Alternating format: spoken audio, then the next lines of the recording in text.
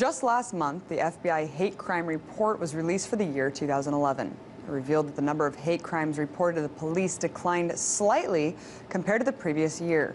And while this may seem like good news, 2010 saw a 50% increase in hate crimes against Muslims. Well, in a post-9/11 world, this is the one group that has continuously felt the brunt of the ignorance, hatred, and intolerance in America. A dangerous climate of Islamophobia, which is unsurprisingly perpetuated by the media and government establishment alike. And it's not even just Muslims. It's those who are simply perceived as Muslims, Hindus, Sikhs, essentially anyone with brown skin. Just take a look at some of the most recent incidents.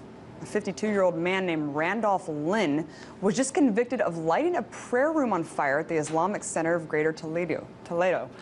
During his arrest, he told the police officers, "F those Muslims. They would kill us if they got the chance." Wow. Later, Lynn told the judge that he committed the crimes because Fox News and conservative talk radio had, quote, riled him up and convinced them that, quote, most Muslims are terrorists. I wonder where he got that idea. Containing dangerous Muslims. That is the subject of this evening's Talking Points memo. It's a frightening thought. Islamic terrorist training camps right here in America in our backyards. So we made it through the holidays without a terrorist attack, but it doesn't mean we can ever let our guard down because our enemies are persistent and they're patient. Could the hundreds of mosques in America be fronts for terror training?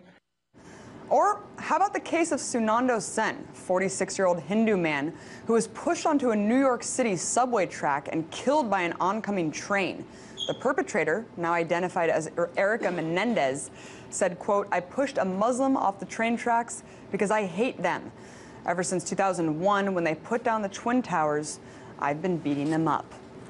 Now, these are just two cases, but there are countless others. And look, I'm not saying that Fox News is the culprit. Islamophobia is being pushed through every strata of American culture, through news, media, entertainment, and politics.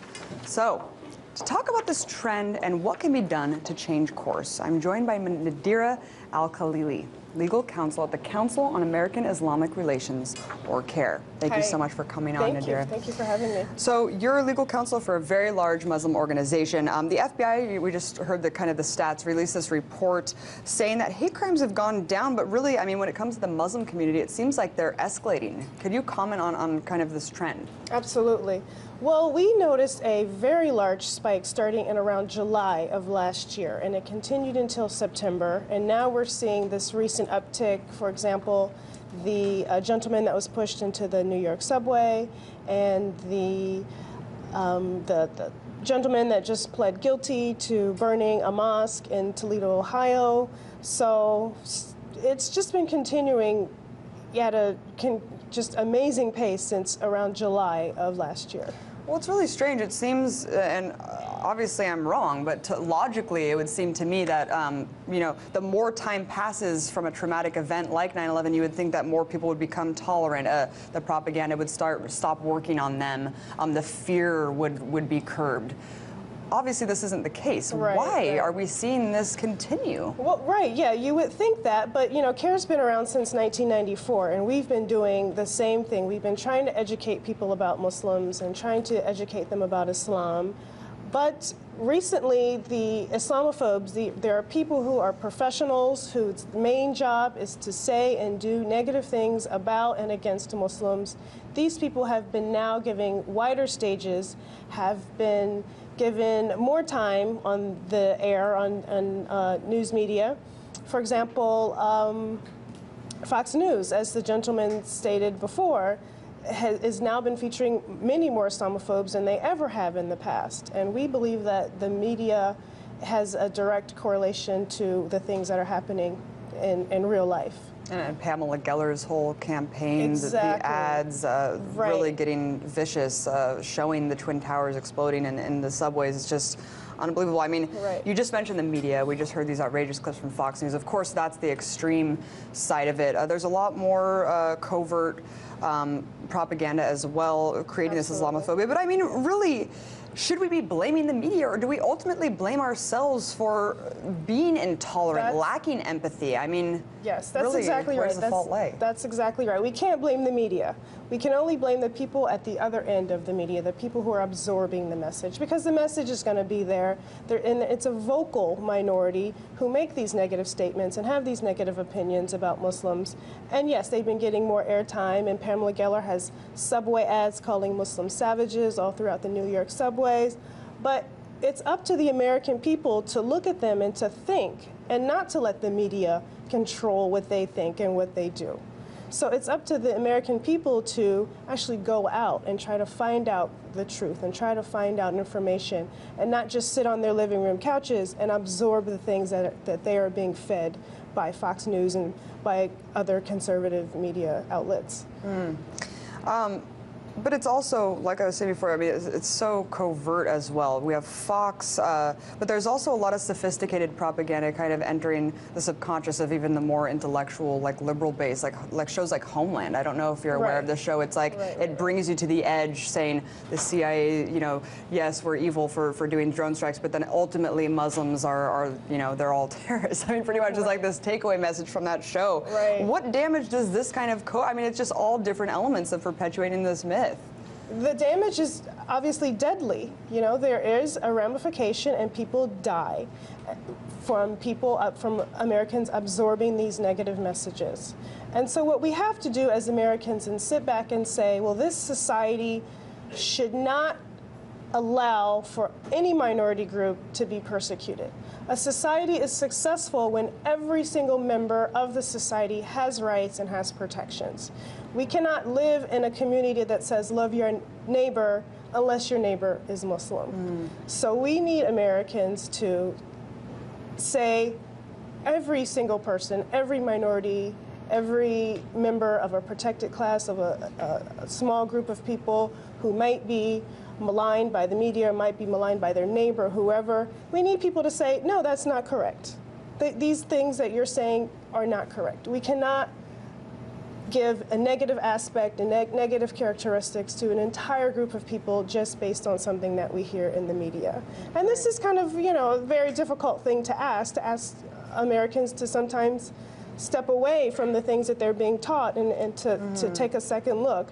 But I think it can be done. I think it's very possible. It's the fear of the unknown, and I think a lot of people don't branch out of their comfort zones. How much of this demonization do you think is manufactured, in the sense that here we are in perpetual war with a lot of these countries across the Muslim world? I mean, the establishment needs to create an enemy. They need to dehumanize. There's racism inherent in every war in order for war to be perpetuated. I mean, how much is this manufactured by the establishment to create this enemy image?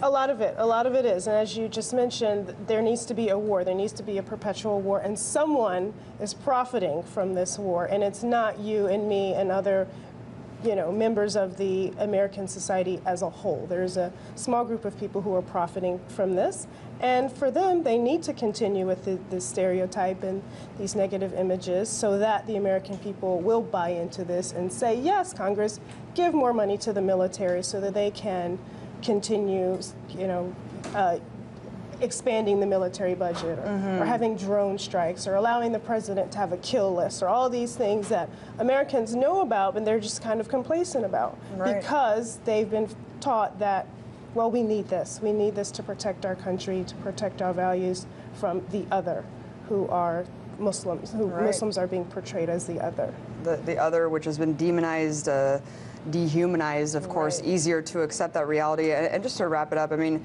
we're in 2013. How do we reverse this trend? How do we stop this? I mean, should we just brace ourselves for years of this as these wars continue? No, let's not. Let's make a change. Exactly. Well, like I said, I mentioned CAIR has been doing this since 1994. Been trying to educate people about Muslims and about Islam. We have sent 10,000 Qur'ans to opinion makers and policy leaders to try to educate them about Islam. And we have made information available in public libraries about Muslims and Islam. And studies have shown that if people know a Muslim, their opinions tend to become more favorable about Muslims and Islam. And we realize a lot of people don't know Muslims because we're less than 1% of the population. So in order to have a public or a positive opinion, you might not be able to actually know a Muslim or meet a Muslim in person, but just go out and educate yourself and read about the faith and about the people. And I think that's a good place to start. Thank you so much for coming on, for your time, Nadhira Al-Khalili, You're very legal welcome. counsel at CAIR. Appreciate it. Okay. Bye-bye. You see, in order for war to function, the oppressed must be an enemy in the eyes of the oppressors. But for this enemy to be maintained, the media and the government must work together to sustain it. This dehumanization and demonization of an entire race and religion is what I call the Islamophobia machine. A machine whose gears of racism will continue to grind as long as these wars continue to be fought. So you and I need to put our bodies on the gears to stop it.